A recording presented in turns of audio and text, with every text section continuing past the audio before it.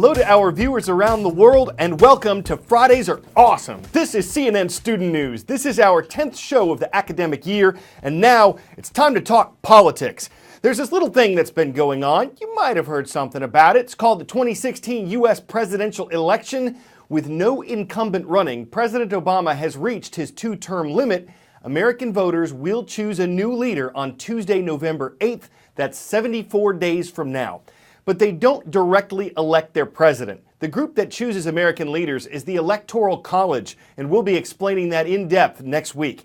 So who are the candidates for president? For the Democrats, former U.S. Secretary of State Hillary Clinton received the party's nomination over the summer. For the Republicans, businessman and television personality Donald Trump received the party's nomination. The latest CNN ORC poll, which was conducted in late July, indicated that Mrs. Clinton had an 8-point lead over Mr. Trump, 45% to 37%. Libertarian Party candidate Gary Johnson had 9%. Green Party candidate Jill Stein had 5%. Polls can change as we get closer to Election Day, and they can be affected by presidential debates, which start on September 26th. Now, we're taking a look back at how the conventions of the two major parties played out last month. I humbly, it is with humility and gratefully and boundless confidence accept your nomination for the presidency of the United States.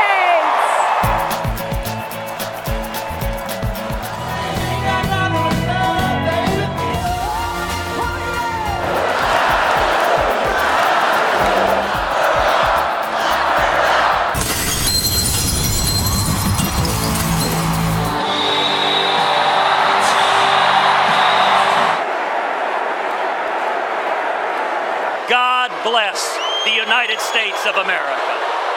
If you want someone to fight for you and your country, I can assure you, he's the guy. And she is still the best darn change maker I have ever known. Vote for Donald Trump, for a safer America, and for an America headed in a different direction. Greatness! There has never been a man or a woman, not me, not Bill, nobody, more qualified than Hillary Clinton to serve as President of the United States of America. He's a man known for a large personality, a colorful style, and lots of charisma, and so I guess he was just looking for some balance on the ticket. We're gonna destroy ISIS so fast, believe me. There's nothing suspicious in my tax returns, believe me. That this is the moment, and Donald Trump is the person to make America great again. I know with all my heart that my mother will make us proud as our next president.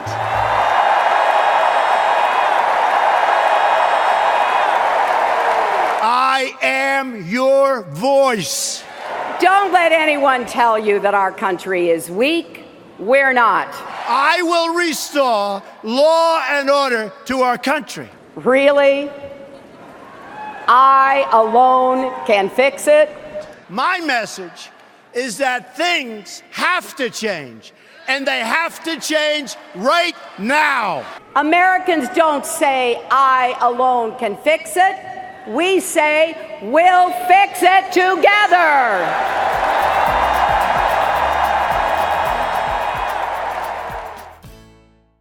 Researchers think they might have identified a rocky planet like ours that's relatively close by in the universe.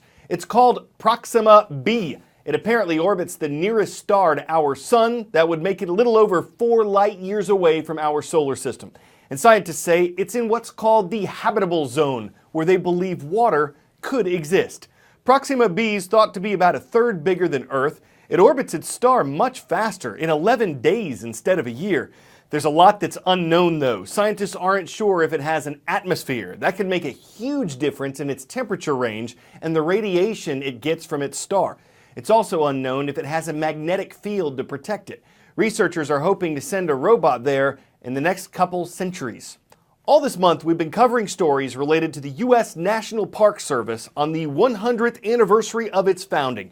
From the tallest peak in North America, Alaska's Denali, which used to be named Mount McKinley, to the lowest point in North America, California's Death Valley, which is 282 feet below sea level. National parks represent a range of superlatives. The one we're taking you today stretches over southern Florida. It's America's largest subtropical wilderness, but there are environmental concerns about its future. We traveled down to the Florida Everglades with U.S. Interior Secretary Sally Jewell to see an ecosystem that's under attack.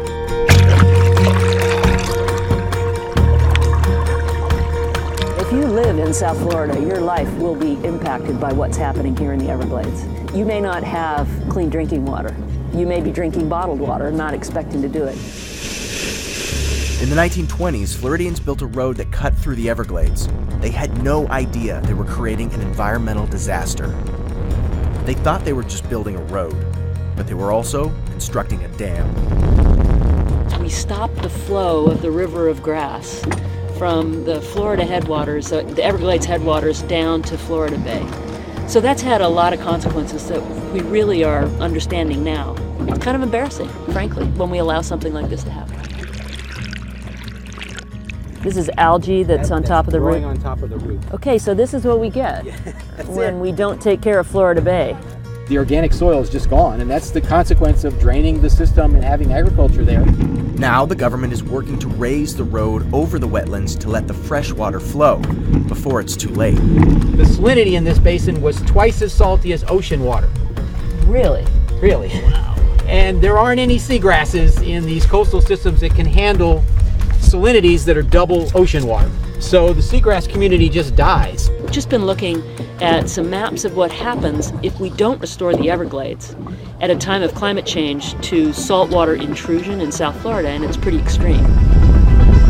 We're seeing the effects firsthand on this trip of this lack of water flow. We saw the green grass, the first stop, and now this is just brown and dead.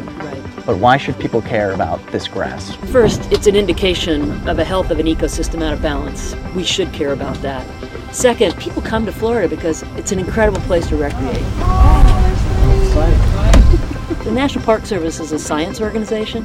It's a place where we want to invite people to enjoy this spectacular place, but it's also a place of research where we understand what's happening. So we now understand how important that river of grass was. A seagrass die-off like this, people really should care about, because it's about our natural heritage, it's about our national heritage.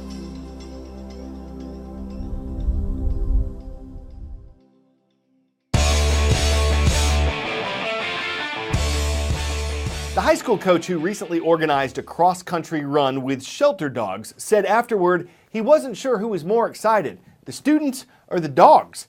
The practice run was 1.5 miles, and most of the animals had no trouble with it. After this YouTube video went viral, some of the dogs got adopted, and other cross-country teams started asking how they could do this with their local shelter dogs.